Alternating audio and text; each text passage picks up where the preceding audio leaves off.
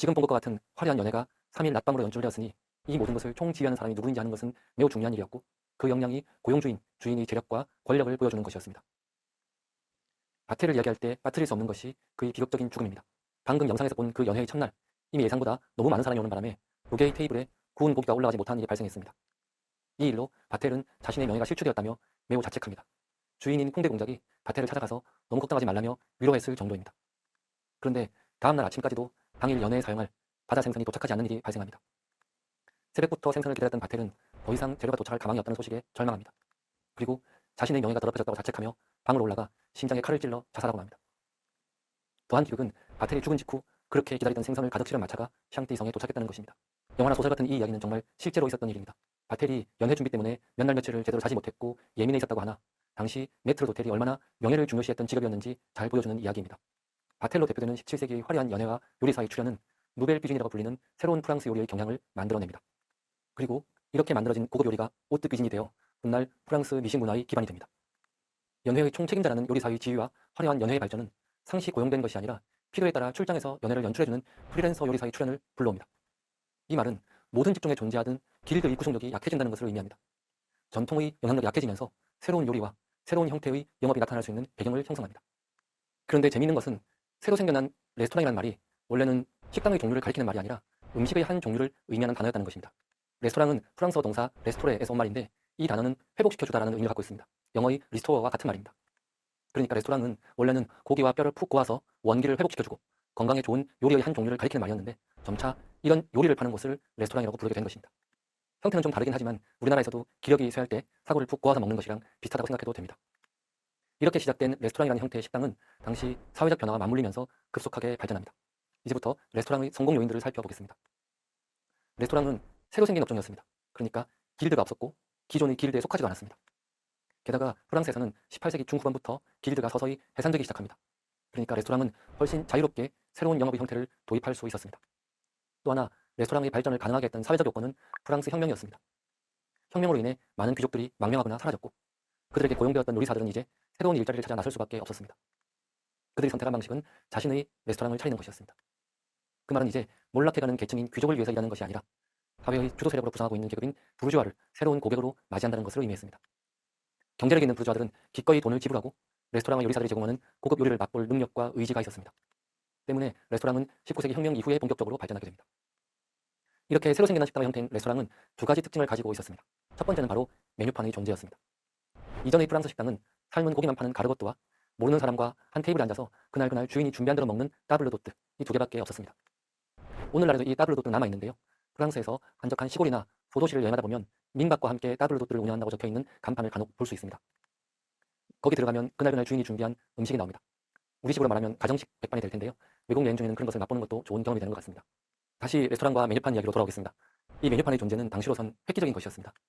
게다가 각 음식의 가격까지 적혀 있으니 자신의 사정과 취향에 맞는 음식을 골라서 먹을 수 있었습니다. 부르주아의 부상과 함께 19세기는 사생활과 개인의 취향을 중요시하는 분위기가 형성되어 가던 시기였습니다. 각자 취향대로 골라 먹을 수 있는 레스토랑의 방식은 그런 분위기에 너무도 잘 부합하는 것이었습니다. 레스토랑의 두 번째 특징은 서비스와 분위기였습니다. 좀 전에 프랑스의 유명 요리사들은 기본적으로 연회의 연출가였다고 이야기했습니다. 레스토랑을 차린 요리사들은 바로 이 분위기와 서비스를 함께 제공하는 것을 특징으로 내세웠습니다. 1782년 문을 연 라 그랑 따데 한드 롱드르는 레스토랑의 새로운 영업 방식을 도입한 최초의 대형 식당 중의 하나입니다.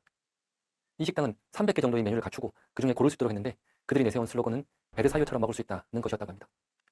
그러니까 내가 원하는 요리를 보고 고르고 그것을 최상의 분위기와 서비스 속에서 편안하게 맛보는 사치를 누릴 수 있는 것. 이것이 레스토랑이 선택한 새로운 영업 방식이었고 레스토랑이라는 새로운 영업 방식이 성공을 거둔 이유였습니다. 귀족은 몰락했고 부르주아가 경제력을 기반으로 신분이 상승하였으나 여전히 그들 사이에는 신분 차이가 존재했습니다. 부르주아는 화려하고 사치스러운 방식으로 이런 격차를 극복하고자 했습니다. 귀족들만 누리던 쾌락을 베르사유에서 먹던 것처럼 돈만 내면 누구나 누릴 수 있다는 것은 분명 부르주아들에게는 거부할 수 없는 유혹이었을 것입니다. 레스토랑의 탄생과 발전을 통해 이제 본격적으로 프랑스의 미식 문화가 꽃을 피우게 됩니다.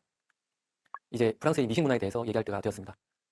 레스토랑에서 귀족들이 먹던 고급 프랑스 요리가 발전했다고 해서 곧 프랑스의 미식 문화가 생겨난 것은 아니었습니다. 프랑스만의 독특한 미식 문화가 생겨나는 데는 아직 몇 가지 요소가 더 필요합니다. 그 전에 이 미식 문화라는 말에 대해서 먼저 설명하고 넘어가겠습니다. 프랑스어로 미식 문화는 가스트로노미라고 부르는데 가스트로가 위를 가리키는 말이고 노미는 지식과 규범을 의미하는 것이니 가스트로노미를 어원으로 보자면 먹는 것과 관련된 지식과 교양을 말합니다. 미식과 관련해서 기억해야 할 또 하나의 용어가 있는데 프랑스어로 고르망이라는 말입니다. 이 말은 번역하기가 더 어려운데 원래는 식탐이라는 뜻으로 나쁜 의미를 가지고 있었습니다. 기독교에 나오는 7가지 죄악 중에 하나인 식탐의 죄를 가리킬 때 바로 이 구르망이라는 단어를 씁니다. 그런데 근대로 오면서 이 구르망이라는 단어가 식탐이 아니라 미식의 의미를 가지게 됩니다. 그리고 여기서 나온 구르메라는 단어는 미식가를 가리키게 됩니다. 요즘 우리 사회에서 식품기름이나 광고에 고메라는 표현이 부쩍 많이 쓰이는 것을 볼 수 있습니다. 프랑스산 고메 버터라든가 고메 세트라든가 하는 그런 식입니다. 이 고메가 바로 프랑스어 구르메를 영어식으로 읽은 말입니다.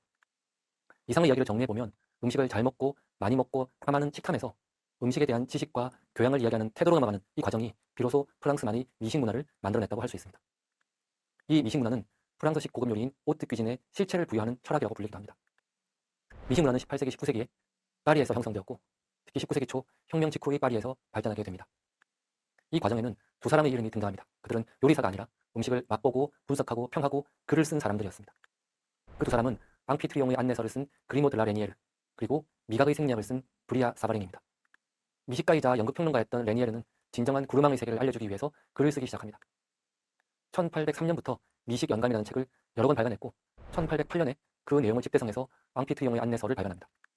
이 책에서 레니에르는 고기 자르는 법부터 연회를 구성하는 법까지 다양하게 다루고 있지만 무엇보다도 구르망의 예절에 관한 기본 원리라고 이름 붙인 3부가 중요합니다. 이 책을 통해서 이제 미식은 실체를 갖게 됩니다. 식탁의 기품에 맞게 식기를 준비하는 것에서부터 소대장을 보내는 방식, 그리고 식탁에서 지켜야 할 예의 범절까지 레니에르가 열거한 진정한 구르망, 진정한 미식가의 조건은 까다롭습니다. 하지만 레니에르의 이러한 태도는 이제 미식 문학 혹은 미식 저널리즘을 탄생시키고 프랑스 요리를 문화의 영역으로 끌어들이는데 크게 기여합니다. 미식 문화의 형성과 발전에 기여를 한 또 다른 사람은 좀 더 이름이 널리 알려진 브리아 사바랭입니다. 사바랭 역시 요리사가 아니라 법률가였고 정치인이었는데 그가 말년에 쓴 미각의 생리학이 큰 성공을 거두면서 미식 문화의 역사에 이름을 남기게 됩니다. 아마 브리아 사바랭이라는 이름을 들어본 적이 없는 분이라 하더라도 그의 책에 나오는 이 말은 대부분 한 번쯤 들어본 적이 있을 것입니다. 당신이 무엇을 먹는지 내게 알려주면 나는 당신이 누구인지 알려주겠다. 바로 이 말이 사바랭의 책 미각의 생리학에 나오는 유명한 말입니다. 이 말 외에도 이 책에는 식문화에 대한 20개의 짧은 경부들이 나옵니다. 그 중에 유명한 것 몇 가지만 소개하면 이런 것들입니다. 동물은 먹이를 먹고 사람은 음식을 먹는다. 오직 지적인 사람만이 먹는 법을 안다. 새로운 요리의 발견은 인류의 행복에는 별의 발견보다 더 도움이 된다. 치즈가 없는 디저트는 한쪽 눈이 없는 미인 것 같다. 사실 사바랭이 미식에 대해 쓴 책은 한 권뿐이고 그 이전에 미식과 관련된 일을 한 사람도 아닙니다. 또 그의 책은 과학을 표방하고 있으나 사실이 아닌 내용도 상당히 많이 있다고 합니다. 그 때문에 사바랭을 비판하고 사바랭 때문에 글라 레니에르가 과소평가되었다고 이야기하는 사람도 있습니다. 저는 이런 논쟁이나 이런 이야기가 오히려 프랑스 미식 문화의 특징을 보여준다고 생각합니다. 프랑스의 미식 문화는 단순히 음식의 맛과 조리에 대한 것만이 아니라 그것에 대해 평하고 이야기하는 문화까지 포함하기 때문입니다. 사바랭을 높이 평가하는 사람들은 현학적이라고 볼 수 있는 그의 문장, 그 책이 표현하는 미식에 대한 인간의 욕망을 높이 평가하는 것입니다. 사바랭은 미식을 문화와 과학으로 끌어들인 사람이라고 할 수 있습니다. 프랑스 요리와 미식 문화에 대해 자세히 이야기하자면 언급해야 할 사람이 너무 많습니다. 19세기 초반의 요리사로서 왕의 요리사이자 요리사의 왕으로 불렸던 앙토넨 카렘, 그가 만든 대형 장식용 케이크 비에스몽 때는 연회의 식탁을 화려하게 만들면서 프랑스 미식 문화의 발전에 기여했습니다. 또 19세기 후반 모나코 몬테카를로와 런던의 대형 호텔 주방장으로 있으면서 요리의 혁신과 창조성을 주장했던 오기스트 에스코피에도 언급할 수 있을 것입니다. 그러나 그 모든 사람들을 다 이야기할 수는 없는 것이니까요. 영화 한 편을 소개하는 것으로 레스토랑과 미식 문화에 대한 이야기를 마무리하고자 합니다. 프랑스 미식 문화는 2010년 유네스코의 무형문화유산에 등재되었습니다. 이 등재된 미식 문화에는 단순히 음식만이 아니라 좋은 재료의 구입, 현지 재료를 선호하는 것, 조화를 이루는 맛, 신중한 요리의 선택, 다양한 재료, 요리와 와인의 조화, 테이블의 미학, 그리고 식탁에서의 대화까지 모두 포함됩니다. 우리의 김장 문화가 유네스코 무형문화유산에 등재될 때 김치만이 아니라 김치를 담고 나누는 공동체의 문화가 김장 문화라는 이름으로 등재된 것과 비슷한 이야기입니다. 이러한 프랑스 미식 문화의 특성을 잘 보여주는 영화가 프랑스 영화가 아니라 덴마크 영화인 바베트의 만찬입니다. 이 영화는 혁명으로 인해 파리에서 덴마크 시골로 피난을 간 유명 레스토랑의 요리사 바베트의 이야기를 다룹니다. 자신이 유명 요리사라는 사실을 감추고 오랜 시간 지내던 바베트는 거액의 복권에 당첨이 되자 마을 사람들을 위해 화려한 프랑스식 요리를 한번 접대하기로 합니다. 여기서 그 식사 장면을 잠깐 보고 오겠습니다.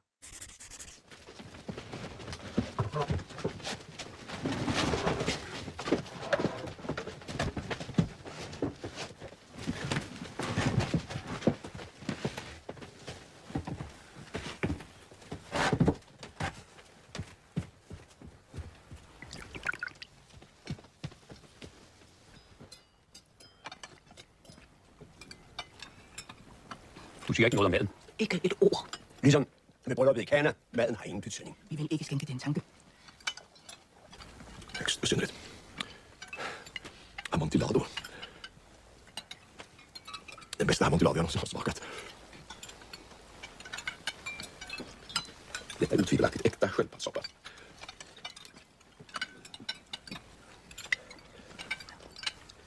Vilken sköldpaddssoppa.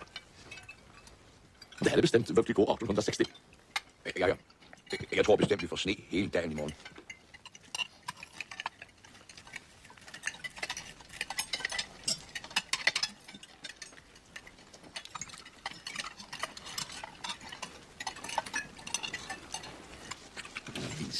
Du sned mig rundt med det læstømmer, du sådan. Jeg søger dig så faldet drev, der kører på. Jeg vidste det godt. Men ved du hvad? Jeg har lavet et nummer med dig, som du aldrig har opdaget. Det har jeg fortjent, det skal på.